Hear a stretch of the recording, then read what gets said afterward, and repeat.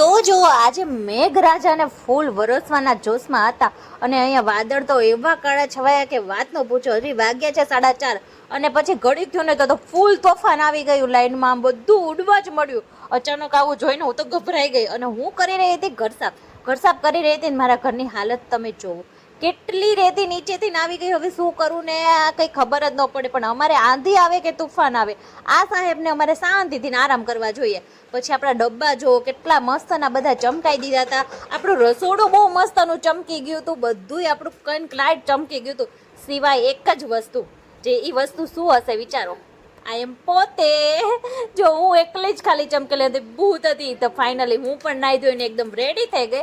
ત્યાં જ દર્શન આવી ગયા અને દર્શને કીધું કે હવે આજે જમવામાં છે રજા, આજે કશું જ નથી બનાવું, ચાલ હું તને આપું સરપ્રાઈઝ. તો અમે અમારા સરપ્રાઈઝ સુધી પહોંચાડે અને સરપ્રાઈઝ શું હતી ને એ તમને નેક્સ્ટ વ્લોગમાં જોવા મળશે. ત્યાં સુધી બધાને બાય બાય. મારો નેક્સ્ટ વ્લોગ જોવાનું ભૂલતા નહીં.